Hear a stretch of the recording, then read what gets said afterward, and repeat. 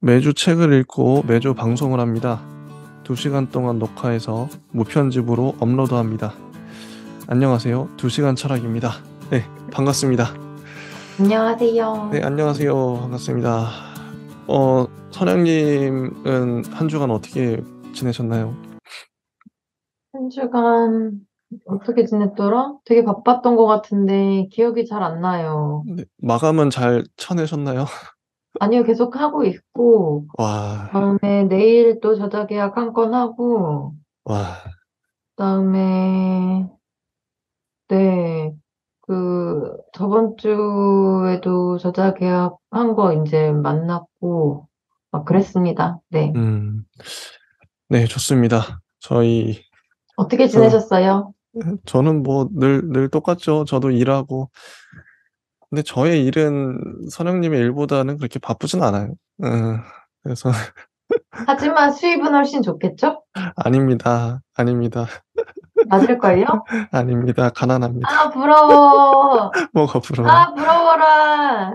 자, 저희는 그 군나르 시르베크와 닐스 길리에게 서양 철학사 1권 읽고 왔고요.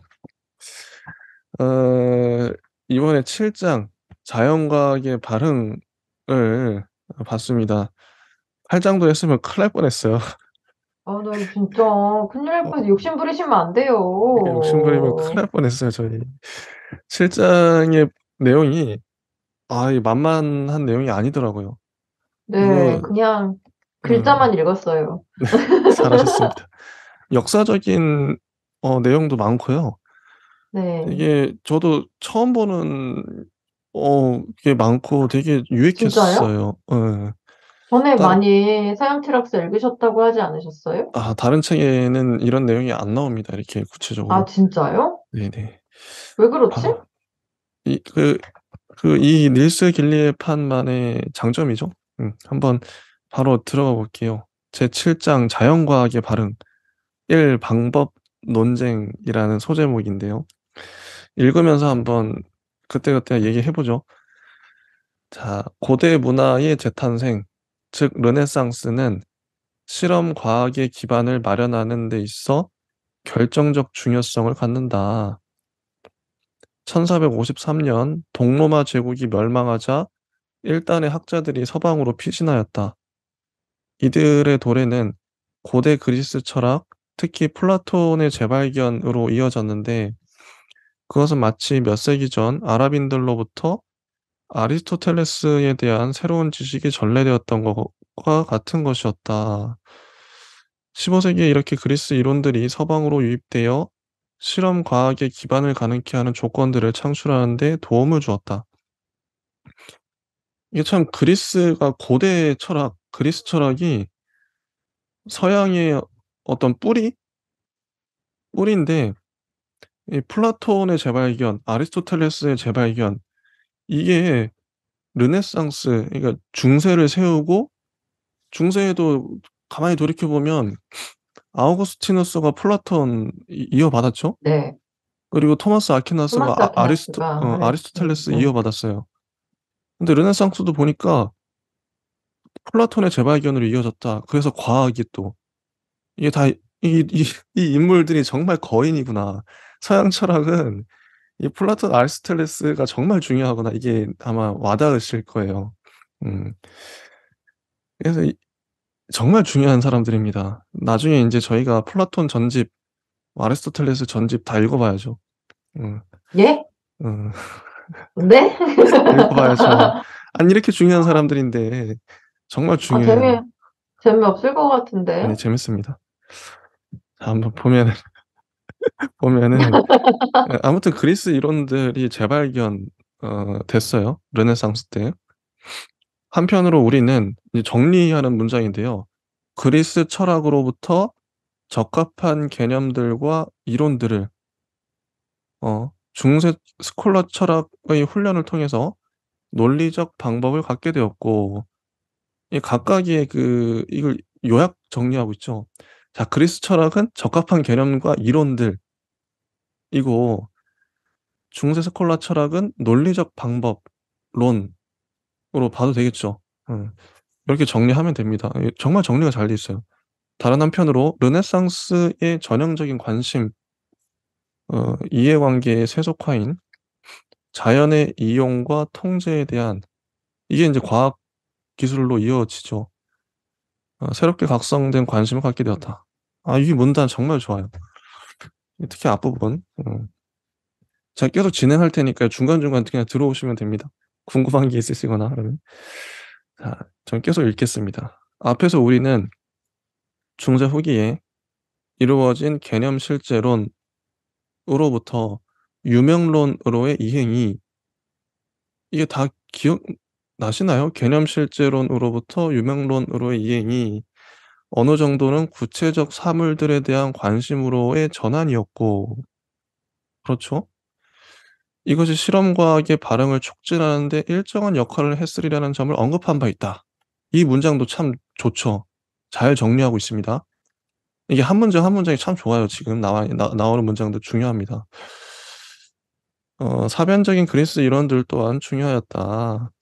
예를 들어 데모크리토스의 기계론적 원자론과 개념 실제론적인 신플라톤주의적 수리 철학이 그것인데 후자는 초창기 르네상스 사상가인 니콜라우스 쿠자누스와 나중에 코페르니쿠스와 케플러에 큰 영향을 끼쳤다. 이러한 이론과 사물을 이용하는 데 대한 실천적 관심의 결합은 르네상스의 독특한 특징이었다. 이러한 결합이 등장한 것은 역사상 처음 있는 일이었다. 대부분의 문화권에서는 사물을 이용하는 데 대한 관심이 있었지만 적합한 이론과 사회적 조건이 결여되어 있었다. 따라서 그 결과는 과학과 기술이 아니라 마법과 주술이었다고 해요. 사물에게만 관심이 가면 어떻게 되냐면 문화가 마법과 주술로 흘러요. 이런 식으로 정리해도 되겠죠? 근데 사물에 대한 관심 플러스 이론 플러스 사회적 조건이 되면 과학과 기술이 탄생하는 거죠. 서양처럼. 음. 이렇게 이 한 문장도 참 좋아요. 사람이 사물에게만 관심을 가지면 마법과 주술로 흐를 수밖에 없다. 곰곰이 곱씹어 볼 만한 화두입니다. 참 좋아요. 고대 그리스인들은 여러 면에서 독특하였다. 간략히 말하자면 그들은 이론은 가지고 있었지만 자연을 개발하여 이용하는 데에는 관심이 없었다. 이 문장도 좋죠. 이론은 관심이 있는데 자연을 개발하고 이용하는 데는 관심이 없었어요. 그 그리스인들은. 그리스 철학자들에게 이론은 그 자체로 가치를 지닌 것이었다. 이게 두 번째 문단까지 봤는데요. 정말 좋습니다. 정리를 잘하고 있고 그다음 보면 르네상스 시대에 일어난 자연과학의 발흥은 중세 철학 내에서 과학적 개념들의 발전이 이루어지고 수공업 및 농업에서 기술의 발전을 이루어진 기나긴 과정의 결과물이다. 음. 그리고 328쪽을 넘어가면 선생님은 아무 말씀이 없으시네요. 네, 뭐 할 말 있으시면 해 주셔도 됩니다. 예, 저는 계속 읽을 없습니다. 건데 네, 없으시면 계속 가겠습니다. 네, 언제든 들어와 주세요. 네. 자, 17세기 말에 실험적이고 수학적인 과학의 토대인 고전 역학이 성립되었다. 중세에는 오직 신학과 철학만이 진리를 다루는 지적 활동이었던 반면, 그렇죠? 어, 이제는 과학이 진리를 다루는 새로운 지적 활동으로 추가되었다. 그래서 철학으로서는 과학과의 관계를 정립하는 일이 중요해졌어요. 근세 철학의 대부분은 합리주의자인 데카르트와 라이프니츠, 이제 이후에 나올 겁니다. 경험주의자인 로크와 흉, 그리고 선험 철학자인 칸트의 경우에서 보듯이 철학과 자연과학 간의 경계를 찾는 시도였다. 요거 잘 정리된 문장이에요. 근세 철학의 대부분은 철학과 자연과학 간의 경계를 찾는 시도입니다. 요런 지금까지 인제 나온 문장들 잘 외워두시면 앞으로 이해가 되실 거예요. 잘 정리하고 있고 물론 철학이 신학을 버리고 자연과학을 택했다고 말하는 것은 옳지 않다. 저는 이렇게 이해했었거든요, 처음에. 근데 옳지 않다. 우리의 오해를 바로잡아 주고 있어요. 이 책이 참 좋습니다. 그래서 기독교 신학은 오랫동안 데카르트, 로크, 버클리를 포함한 대부분의 철학자, 근대 철학자들이죠. 당연한 배경으로 작용하였다. 서양 철학을 이해하는 데 있어서 기독교 정말 중요합니다. 다 믿고 있어요. 그냥 당시에는 다 기독교인이야, 그냥.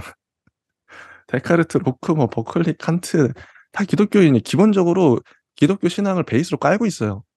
그러니까 이걸 공부 안 할 수가 없어, 기독교를. 그리고 방금 말했죠? 아까 그 플라톤, 아리스토텔레스, 그리스 철학 이거 다 기본으로 깔고 있어요. 거기서부터 이제 다 뿌리가 나오는 거기 때문에 신학과 철학 이거 정말 중요합니다. 서양사. 그래서 중세의 스콜라 철학자들은 토론은 잘하였다. 자, 토론은 잘하였다. 지적으로 볼 때 고중세는 합리주의적 시기였다. 이 문장들이 지금 다 정리하고 요약하는 문장들입니다. 어, 그러나 논변은 통상 다른 논변들을 겨냥한 것이었지 자연을 겨냥한 것이 아니었다. 어, 배운 사람들은 자신들의 적수에 대항하여 어떻게 효과적인 논변들을 동원해야 하는지 잘 알고 있었다.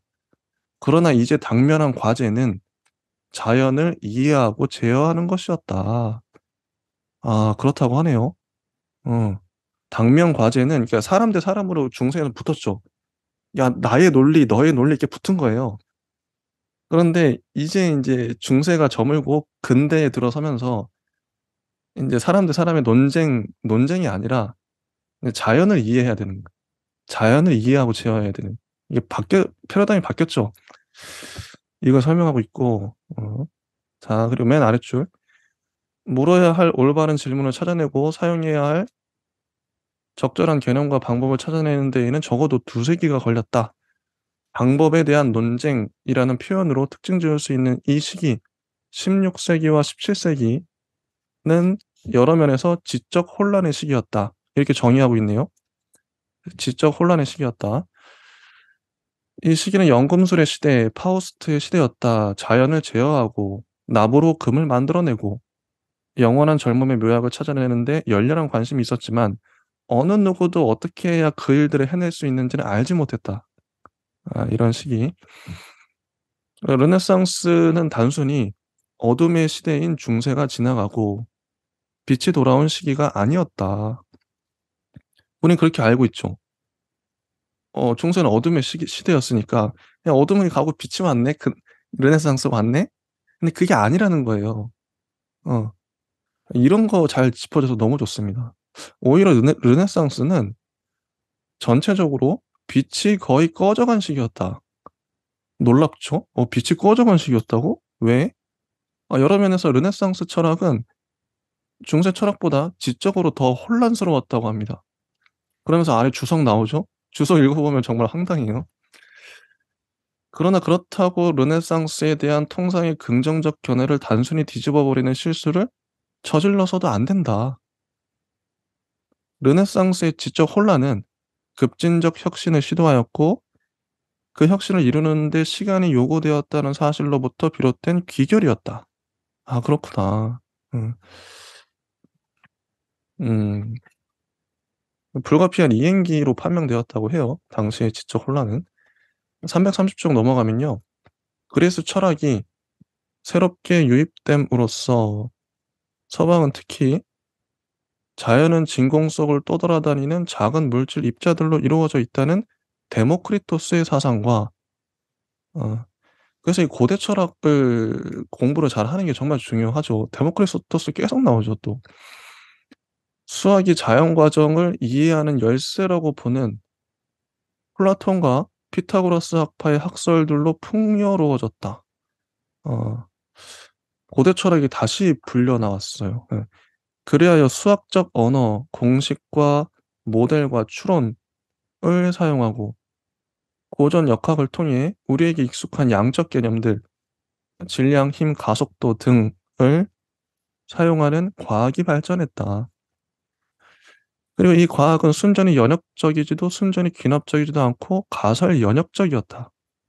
요 가설 연역적이라는 단어를 이후에 설명합니다, 저자가. 재밌죠?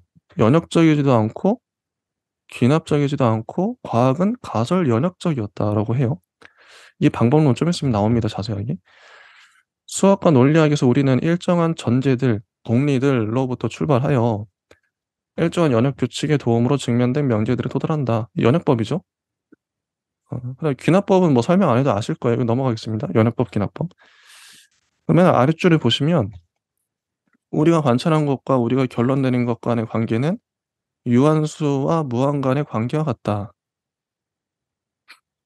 이게 귀납법에 대한 설명입니다. 331쪽의 첫 번째 문단의 아랫줄. 네, 시험 반박이 나오죠. 시험하고 반박하고. 귀납을 통해 도달한 결론은 반박될 수는 있지만 결코 완전히 확정될 수 없다. 이런 문장이 나오고요. 그럼 두 번째 문단. 음, 르네상스의 방법 논쟁. 제목 자체가 의미심장하죠. 방법 논쟁. 어떤 방법을 채택할 것인가. 그래서 연역법도 아니고 귀납법도 아니고 가설 연역적 방법을 채택한 과학이다. 이 말을 하고 있어요. 정말 중요하다는 거죠. 이 파트에서. 방법 논쟁에서는 탐구를 사실상 중세 스콜라 철학을 지배했던, 그러나 그리스 철학을 지배했던 것은 아닌 연역법적 과학의 이상으로부터 해방시키는 것이 전략적으로 불가피하게 되었대요. 그러니까 중세만 하더라도 연역적 방법을 썼어요. 이렇게 볼 수 있겠죠? 연역적 방법을 썼는데 그것만으론 더 이상 안 통하는 시대가 온 거죠. 과학의 시대가 왔는데 과학의 시대에 맞는 방법론은 가설 연역적 방법이다. 이렇게 정리할 수 있을 것 같아요. 순전히 논리적 연역으로는 새로운 지식에 도달할 수 없다. 그러니까 연역법의 한계에 대해서 우리 전 시간에도 얘기했을 텐데 또 계속 나오고 있어요. 이 책에서 연역법의 한계를 계속 지적하고 있죠. 우리가 도달하는 결론은 이미 전제들 속에 내포되어 있다. 연역법은 대전제 속에 이미 결론이 다 있어요. 그러니까 새로운 지식이 안 나옵니다. 예. 연역적 답들은 확실하긴 하지만 새로운 지식을 찾는 이들에게는 별 무소득인 것이다. 르네상스 시기에 추구되었던 것은 바로 새로운 지식이었다. 그죠? 과학이니까. 연역법의 약점은 그것이 부정확할 수도 있다는 데 있는 것이 아니라 어떤 소득도 주지 않는다는 데 있다. 지금까지 했던 내용들을 통째로 다 외워도 될 것 같아요. 정말 중요한 말들이라서. 자, 그리하여 이제 이 인식론적 갈등에 참여한 이데올로그 중 한 사람인 프란시스 베이컨은 과학적 이상으로서의 연역법을 공격하였다고 해요. 어, 연역법이 새로운 과학에서 여전히 중요한 역할을 수행한다는 점은 명확해 보였다. 결정적으로 새로운 것은 가설과 연역적 추론과 관찰의 역동적인 결합에 놓여 있다. 가설 연역법 계속 나오죠. 자, 332쪽을 넘어가겠습니다. 넘어가고 선생님 뭐 하실 말씀 그냥 읽으면 이해되는 부분이라서 그냥 침묵을. 네. 네, 알겠습니다. 계속 볼게요. 중요한 내용이라. 자, 332쪽의 중간 위에서 한 6번째, 7번째 줄 정도. 우리가 이 테이블 위에서 구르고 있는 구슬들은 F는 ma라는 공식, 힘은 질량 곱하기 가속도와 같다라는 공식이죠. 을 따른다는 가설을 제안한다면 이 경우 구슬들, 테이블 등은 관찰 차원의 개념들로부터, 이 관찰 차원의 개념들이죠. 구슬, 테이블. 힘, 질량, 가속도라는 추상 차원의 공식으로 표현된 개념들로의 도약이 일어난다. 야, 이게 정말 신기하다. 우리가 관찰을 했는데 구슬과 테이블을 관찰하는데 이게 추상적인 공식으로 표현된 개념들 힘, 질량, 가속도를 우리가 도출해내요. 도약이죠, 도약. 우리는 결코 힘이나 질량 혹은 가속도를 볼 수 없다. 이것들은 하나의 가설과의 연관 속에서 구성된 개념들이며 모두 수학의 언어로 정식화되어 있다. 달리 표현하자면 우리는 F는 ma 같은 유형의 공식을 귀납적 방식으로는 구상해낼 수 없다. 여기서 주장하는 바는 계속 그게 나오죠. 연역법의 한계, 귀납법의 한계. 그래서 가설 연역법이 등장할 수밖에 없었다. 이 내용이에요, 결국. 이 얘기하고 있는 겁니다. 근데 이해가 다 돼요. 종종 수학적 언어로 하나의 가설을 정식화하는 일은 기납법과는 다른 어떤 것이다. 우리는 공식을 발명한다. 이 문장 전 참 좋았어요. 우리는 공식을 발명한다. 우리가 어떻게 그 공식에 도달하는지는 이 문제와 관련해서는 상관없는 일이다. 그것은 커피를 마시다가 갑자기 떠오를 수도 있다. 그렇죠? 공식이라는 게. 가설이 유지될 수 있는지 아닌지는 시험을 통해 결정된다. 저는 시험이란 단어보다 실험이 더 정확한 것 같아요. 가설은 실험을 통해 결정되겠죠.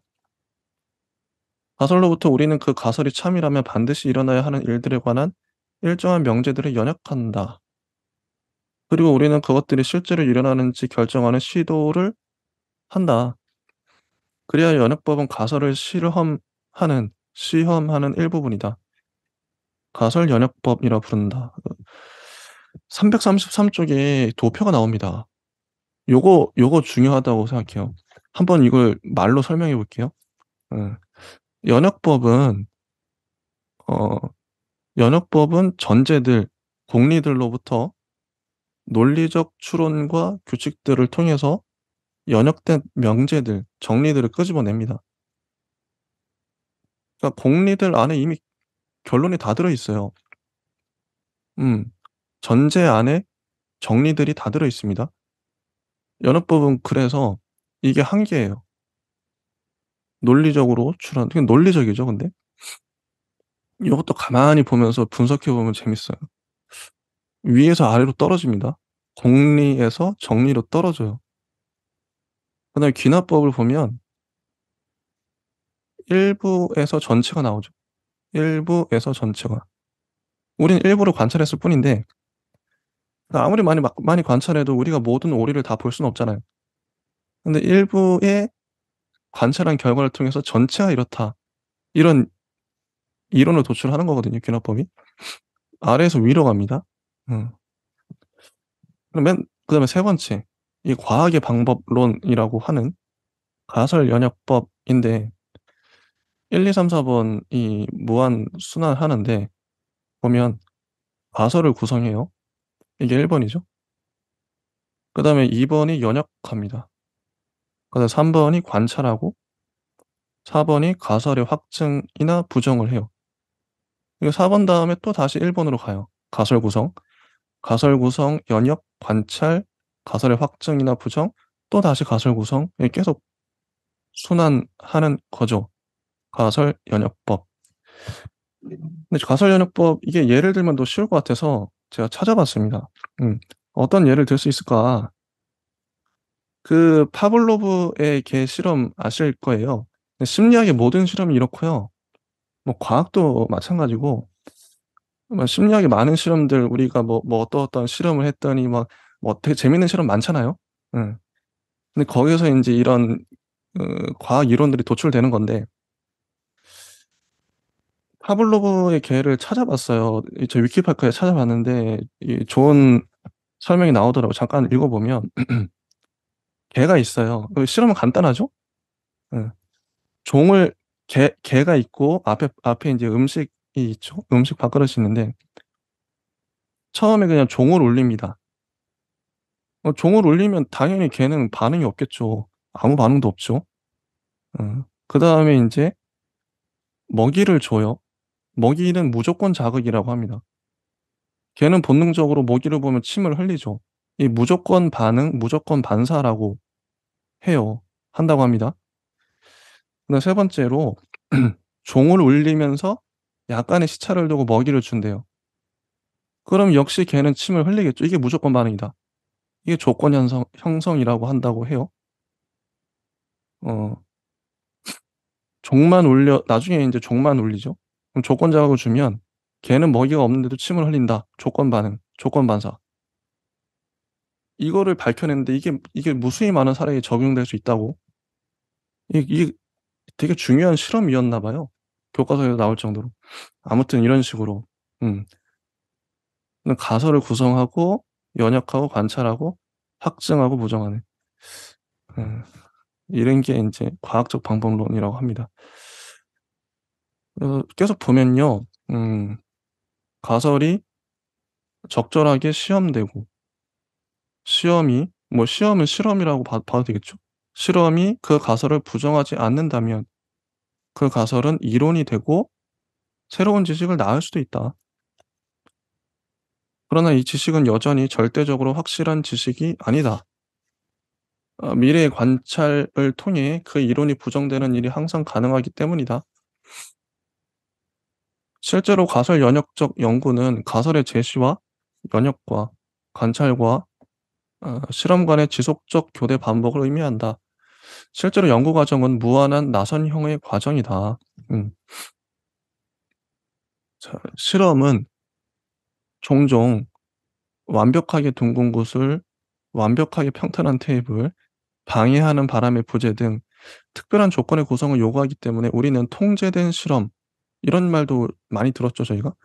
통제된 실험을 필요로 한다.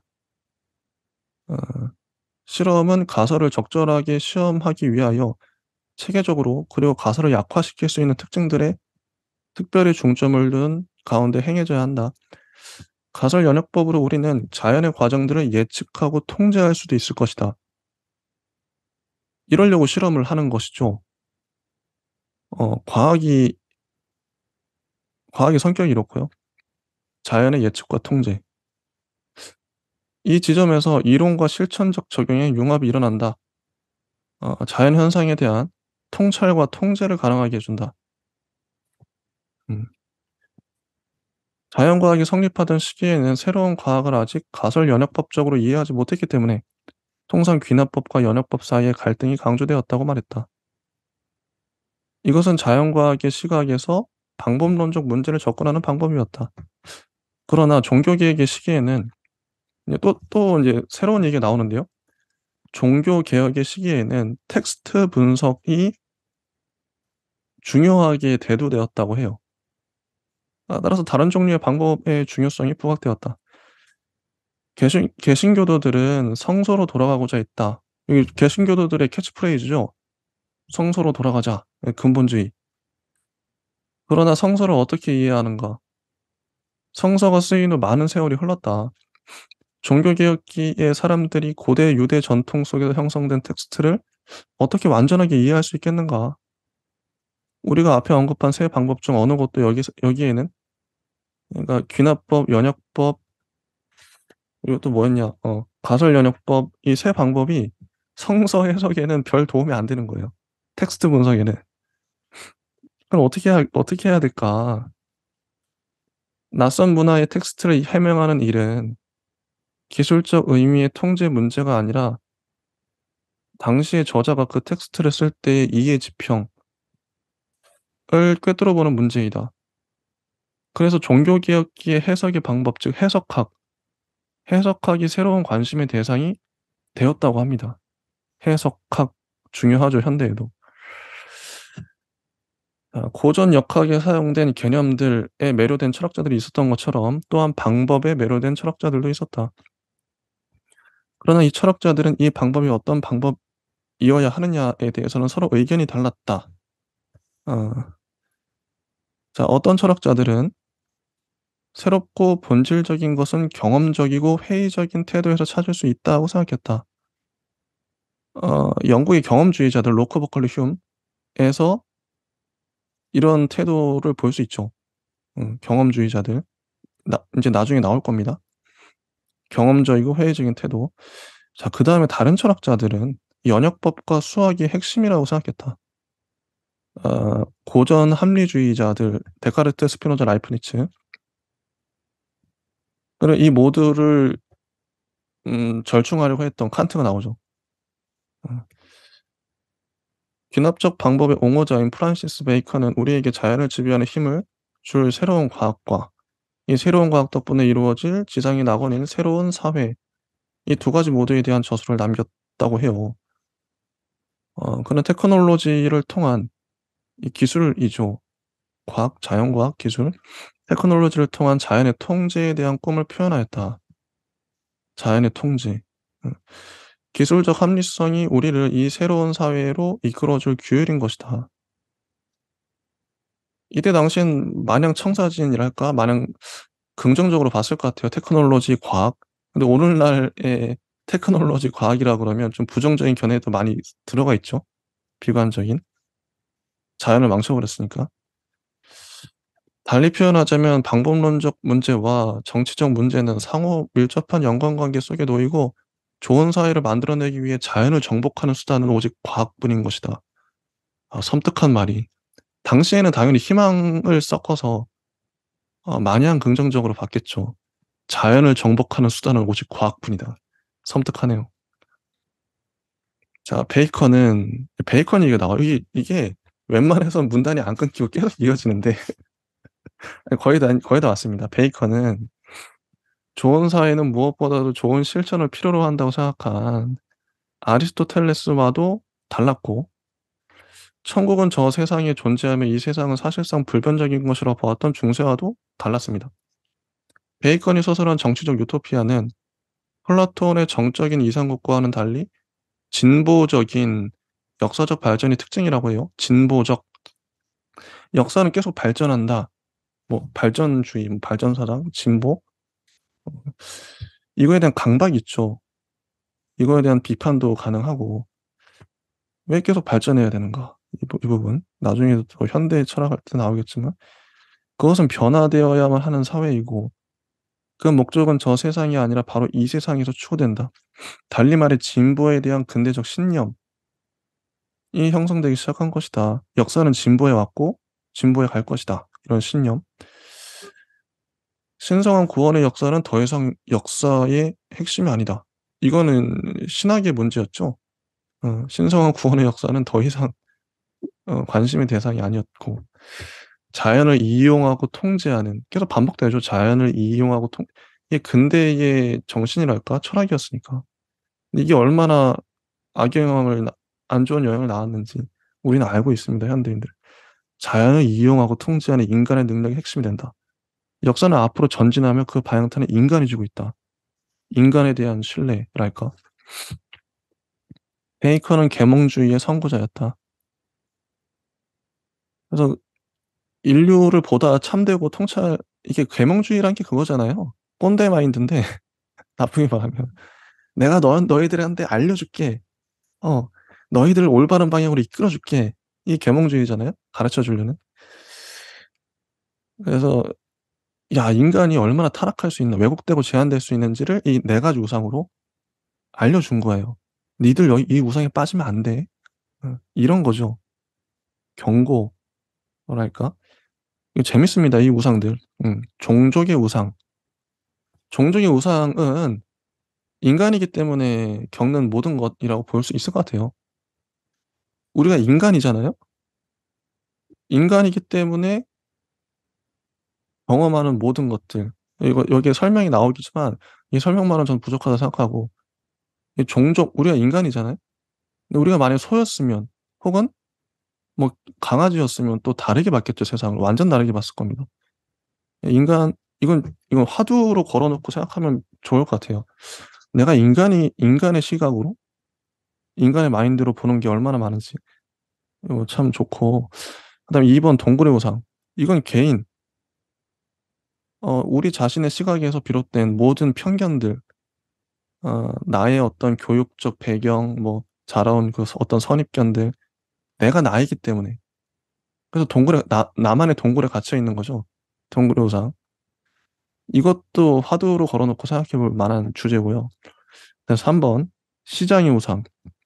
인간이 언어를 쓰잖아요. 이 말을 쓰기 때문에 벌어지는 수많은 문제점들이 있습니다. 언어. 인간이 말을 쓰기 때문에 벌어지는 문제들. 이것도 고민해 볼 만한 주제죠. 화두죠. 그다음 4번 극장의 우상. 이거는 철학적 전통이라고 나오는데 철학적 전통에서 비롯되는 선입견들.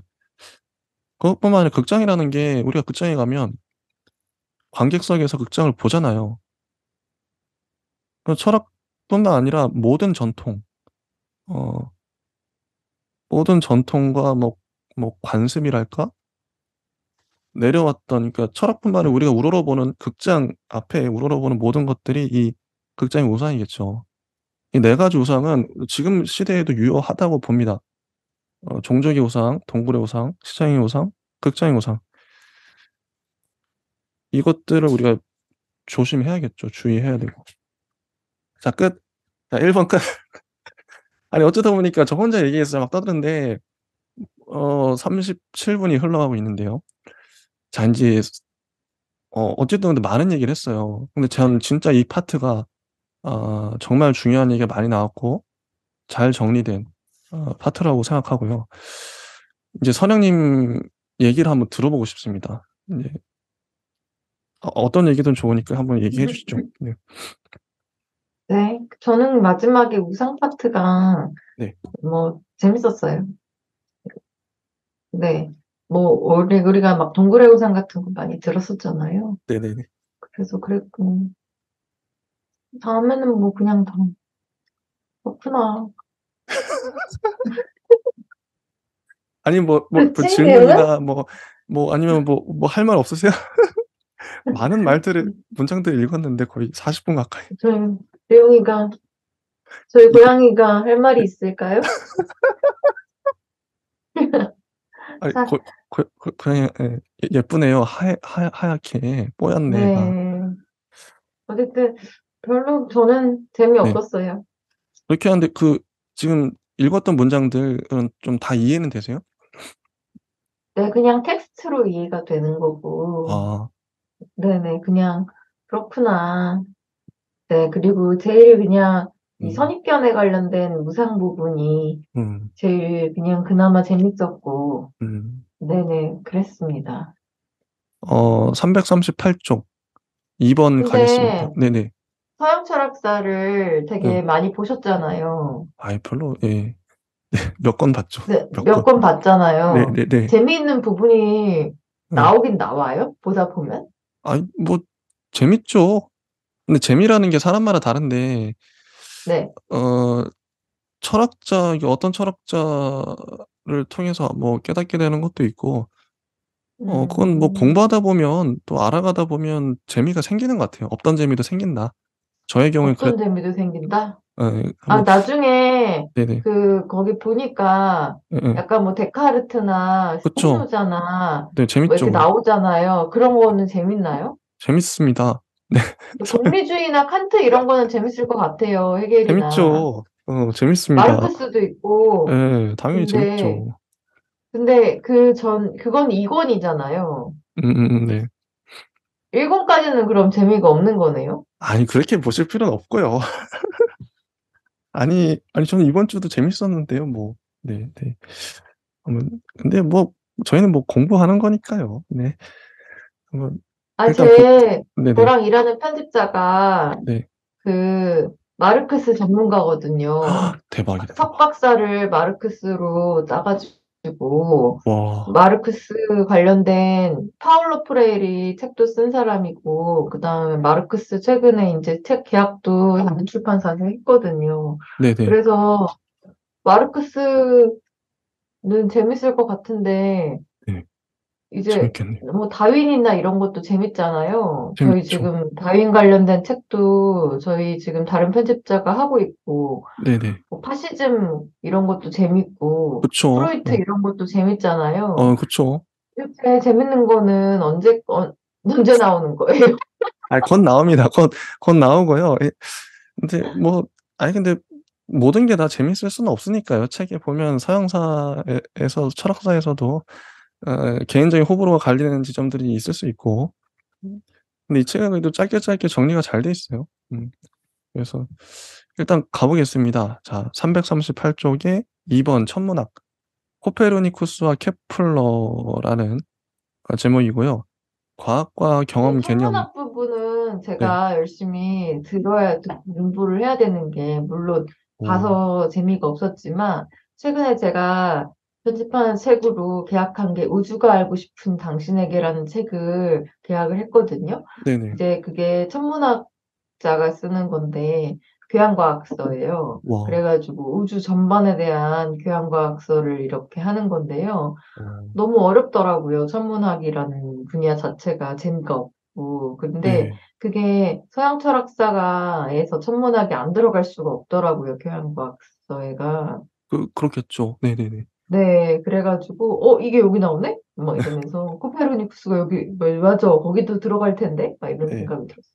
아, 좋습니다. 이거 한번 이제 선생님께서 하실 말씀이 좀 있겠네요. 이 파트에서. 기대를 하면서 한번 들어가 보겠습니다. 아마도 일반인의 자기 이해에 가장 많은 영향을 준 과학적 변혁은 천문학에서 일어난 천동설적 세계관에서 지동설적 세계관으로의 이행일 것이다. 이건 이미 유명해서 저희가 어느 정도 알죠. 어 천동설 지구가 우주의 중심인 세계관에서 지구가 우주의 중심이 아니네. 태양의 주위를 지구가 돌고 있었네. 이게 바뀐 거잖아요. 음 이런 건데 이게 인제 의미가 어마어마한 거죠, 당대 사람들에게는. 음. 그들의 직접적인 경험적 토대는 실험이라기보다는 체계적 관찰이었다. 그래서 여기서 세 가지 상이한 경험 개념을 정리해 보고자 한다. 이런 게 참 좋아요. 줏대가 있다고 할까? 확실히 이 책을 쓴 분들은 어 본나르 시르베크와 닐스 길리에는 철학자다. 어 이런 식의 서술을 해요. 자 1, 2, 3번 나오는데요. 경험을 세 가지로 나눕니다. 간단히 얘기하면 1 번은 생활 경험, 개인적 경험이에요. 개인적 경험은 소통 불가예요. 다른 사람이 모르죠. 내 경험을 네가 어떻게 알겠어. 직접 유사한 경험을 해 보지 않고는 아버지가 돌아가신 경험을 하지 않은 사람이 아버지가 돌아간 사람을 어떻게 알겠습니까? 소통 불가능, 암묵적 지식이라고 합니다. 자 이게 1 번이고 2 번 학문에서 뭐 과학이죠. 학문에서 우리는 체계적 관찰이라는 형태의 경험을 한다. 어 특정한 개념에 의거하여 일정한 유형의 사건들을 관찰하고 기록한다. 일정한 개념을 통해 지각한다고 해요. 심리학엔 심리학의 언어가 있고요. 사회학엔 사회학의 언어가 있겠죠. 정치학은 정치학의 언어로. 그렇게 학문을 한다는 거죠. 음. 특정 개념을 통해서 관찰한다. 일정한 특징만을 보려고 한다. 그래서 상호 간에 통제할 수 있고 측정할 수 있고 수학적 개념을 사용할 수 있고 정확하게 이해할 수 있다. 가설을 정식화할 수 있다. 가설 연역적 방법을 통해 연구를 수행할 수 있다. 이게 인제 2번 학문에서의 체계적 관찰입니다. 이런 경험. 그리고 3 번은 우리가 어떤 경우에는 우리가 추구하는 경험의 조건들에 영향을 미칠 수 있다. 실험, 뭐 사유 실험 이렇게 나오죠. 이게 3 번이에요. 음. 이론적, 기술적 운동 모델을 만들 수 있다. 그러면서 340 쪽에 이걸 정리를 해요, 아래 문단에서. 모든 학문은 위의 2 번과 같은 체계적 관찰이란 의미의 경험을 이용한다. 하지만 오직 몇몇 과학만 3 번과 같이 연구 대상들을 가지고 실험을 행할 수 있다. 또한 우리는 모든 과학적 활동은 우리가 사회와 혹은 인간의 형성이라고 불렀던 위 1번 유형의 학습에서와 같이 연구자들 간의 상호작용을 필요로 한다고 말할 수 있다. 하나의 과학을 학문을 배운다는 것은 어떤 사실들에 대한 지식을 취득하는 것만이 아니라 이 사실들이 어떻게 발견되었는지에 대해서도 관심을 갖는 것을 포함하며 그것은 일정한 사유 및 행위 양식들의 도입을 수반한다. 이런 말. 음. 여기 넘어가서 코페르니쿠스와 태양 중심설 해서 이 책이 진짜 디테일하게 잘 나와 있어요. 다른 책에는 이렇게까지 안 나옵니다. 코페르니쿠스 그냥 이름만 나오고 넘어가는 책도 있고 이름조차 안 나오는 '이 사람은 철학자가 왜요? 아니다.' 음 코페르니쿠스 유명하잖아요. 유명한데 철학자가 아니라는 거죠. 그러니까 저자가 누구냐에 따라서 그냥 넘어가는 거예요. 아니 그냥 뭐 지동설을 주장했다 이 정도 뭐 한두 문장 뭐 길어봤자 뭐 반 페이지 정도 얘기하고 넘어가는 거죠. 이렇게까지 디테일하게 역사적 맥락을 서술한 책이 없습니다. 제가 봤던 책 중엔. 그래서 좋아요. 어떤 빈 공간이 메꿔지는 느낌이었어요. 정말 디테일하게 나오죠. 이걸 다시 또 읽을 필요는 없겠죠? 어 그냥 역사적으로 이랬더라 이렇게 보면 되겠죠? 그죠? 아, 그래서 뭐, 이거는 궁금하신 분들은 직접 사서 보세요. 이거 일일이 읽으면 너무 시간이 없을 것 같아요. 어, 태양 중심설 지동설은 혁명적이었다. 그랬겠죠? 어, 이거에 대한 의미도 뒤에 나오는데, 뭐, 코페르니쿠스적 혁명이라고 불렸다고. 음, 어, 다른 사람들은 이 혁명을 인간 이성에 대한 과도하게 낙관적인 믿음과 우주 내에서의 인간의 독특한 위상에 대한 현실적인 비판으로 보았다. 예전에 그걸 한번 생각해 볼 필요가 있어요. 저희가 어 그러니까 원래 기존의 그 천동설적 세계관과 지동설적 세계관의 차이점이랄까? 지구가 우주의 중심이면요, 인간의 위상이 야 내가 우주의 중심이야 이렇게 되잖아요. 자연스럽게 옛날 사람들은. 더 이상 이제 중심이 아닌 거죠. 인간은 한낱 우주의 먼지에 불과해. 이렇게 된 거죠. 우주관이 바뀌었다. 음, 인간 이성에 대한 헛된 믿음은 그야말로 그것이 가진 진정한 가치에 맞게 축소된다. 음, 인간의 우월적 위상에 대한 전통적 확신을 비판적으로 바라보는 표준적 원천이 되었다. 이런 말들. 음, 그래서 342쪽의 두 번째 문단을 보시면 체계적 관찰과 수학적 모델에 기초한 태양 중심설은 오랜 시간 동안 유지되어 온 생활 경험에 대한 도전을 의미했다. 이것은 인간에게 자기 인식의 위기를 초래했다. 우리는 지구가 정지해 있고 태양이 창공을 가로지르면서 돈다고 우리 눈이 직접적으로 알려주는 증거를 신뢰할 수 없게 되었다. 이게 재밌는 게요. 우리의 감각은 우리 눈에 보이는 건 지구는 가만히 있고 하늘의 별들이 태양과 달이 돌잖아요. 그럼 당연히 누가 봐도 지구가 우주의 중심이죠. 우리의 감각으로 봤을 때, 상식적으로. 그래서 저는 천동설이 이해가 가요. 옛날 사람도 이해가 가요. 근데 과학적으로 보니까 그게 아니었던 거죠. 실제 보니까 아니네. 음, 이해가 갑니다. 음, 인간 경험의 변형을 초래했다. 인간의 자기 인식이 과학적이 된 것이다. 그런데 이러한 인간의 자기 인식의 변화는 그의 의미가 이중적이었다. 그것은 이를테면 인간이 우주에서 차지하는 위상의 추락을 뜻하기만 하는 것이 아니라 인간에게 새로운 긍정적 자기 의식을 제공하기도 했다. 음, 그죠. 믿음의 기반을 약화시키기도 하고, 동시에 새로운 긍정적 자기상을 구축할 잠재력이 있었다. 이렇게 얘기하는데, 선영님은 어떻게 보셨나요? 코페르니쿠스 태양 중심선. 그때 뭐 혁명적 세계관이었구나. 음, 네, 우리 근데 코페르니쿠스는 많이 듣고 많이 배웠잖아요, 어렸을 때부터. 그쵸, 그쵸. 네, 그래서 그냥 그랬구나, 뭐 그랬죠, 뭐. 그랬구나. 네. 온, 오늘 선영님이 할 말이 하, 어쩔 수 없죠, 뭐. 근데 이 파트가 전반적으로 역사적인 내용도 많이 나오고요. 그랬구나. 읽으면서 그랬구나. 이제 그쵸, 그쵸. 저만 그런 건 아닌 것 그쵸, 같아요. 그쵸, 그랬구나. 그래서 많이 그쵸? 읽을 수밖에 없어요. 네. 네. 네, 맞아요. 이게 뭐 논쟁할 것도 아니고 그냥 그랬구나. 네. 아, 그래서 근데 뭐 네. 그 돌풀님도 뭐 할 게 있으세요? 얘기할 게? 저는 그래서 계속 읽고 있어요. 네. 그쵸? 그것 이 봐요. 나만 할 말이 없는 게 아니었어. 그쵸, 그쵸. 아니 뭐 읽는 것만으로도 이번 주는 응. 된 것 같아요. 뭐 응. 논쟁할 게 있으면 뭐 논쟁을 하는데 굳이 뭐 할 말이 없으면 넘어가면 되는 거죠. 근데 최근에 주말에 제가 저자 미팅을 했단 말이에요. 그 예예. 천문학자랑 아. 우주가 알고 싶은 당신에게 천문학자랑 아. 저자 미팅을 하면서 우리가 그런 얘기를 했거든요. 이제 네. 목차 구성을 하면서 음.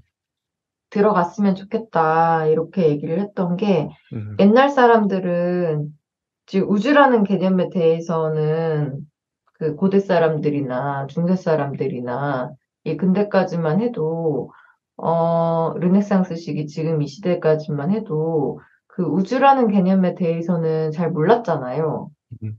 그쵸? 그리고 네. 뭐 별, 막 이런 거 있었잖아요. 그쵸. 그래서 사실은 호기심이라고 하면 그 하늘에 대한 호기심부터 시작을 했고, 아, 별에 대한 호기심부터 시작을 했었잖아요. 네네. 태양, 별, 뭐 이런 식으로 음. 호기심에서부터 시작했잖아요. 그리고 음. 별자리나 뭐 이런 거 있잖아요. 네. 그래서 뭐 서양 사람들은 오히려 그래서 막 별자리점 이런 거 되게 많이 보잖아요. 아, 우리가 맞아요.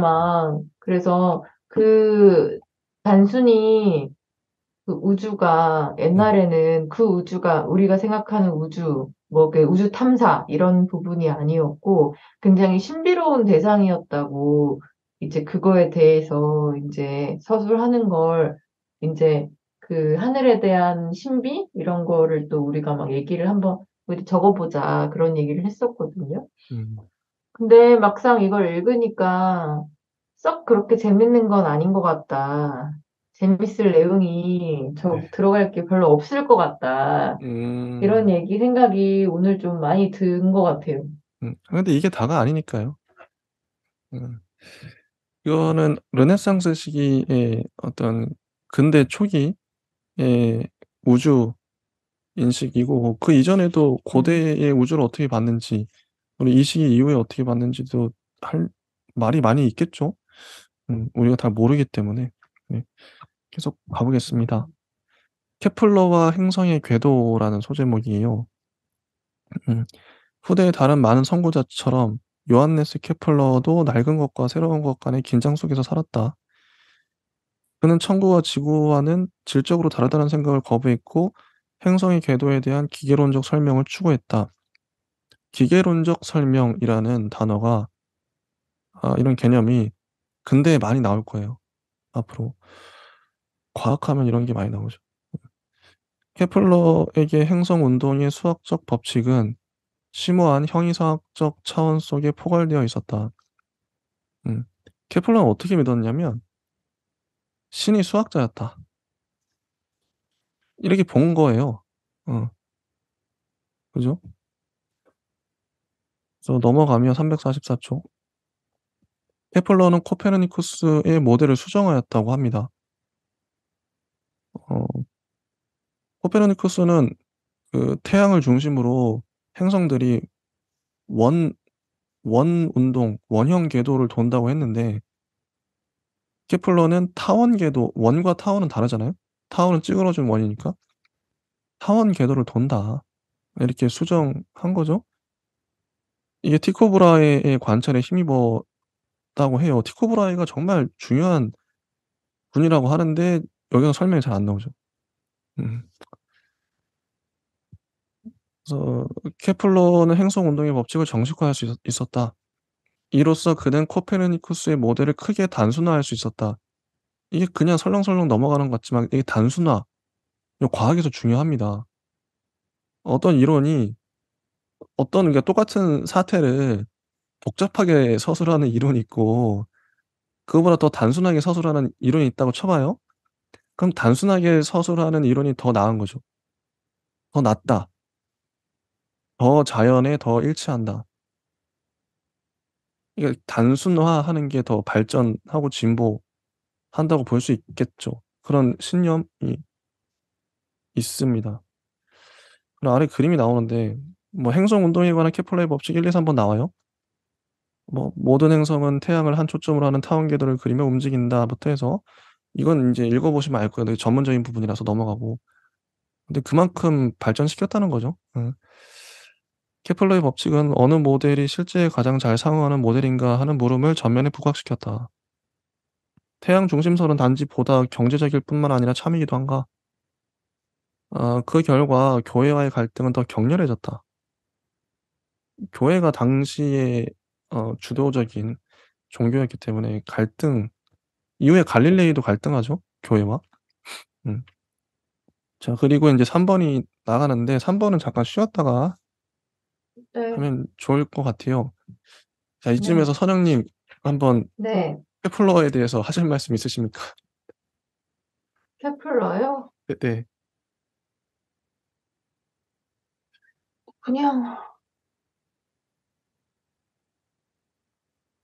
네, 그러니까 궤도를 네, 도는 게 아니라 네, 태양을 토점으로 타원 궤도를 돈다고 얘기를 한 거잖아요. 네, 네. 저, 그래서 궤도라는 유튜브가 유명하잖아요. 아, 그래요? 어, 과학 유튜브로 유명하거든요. 저희 와, 출판사랑도 어, 작업을 몇 권을 했는데, 아이고, 아, 궤도가 여기에서 궤도 이름이 여기서 유래했구나, 케플러부터 맞네, 알게 맞네. 되었어요. 네네. 구독을 해야겠네요. 처음 알았는데. 유익한 유튜브는 구독을 해줘야죠. 알겠습니다. 좋은 정보 감사하고요. 참, 일단 여기까지 하고 저희 좀 쉬었다가, 네, 다시 2부에 모이기로 하겠습니다. 감사합니다. 네.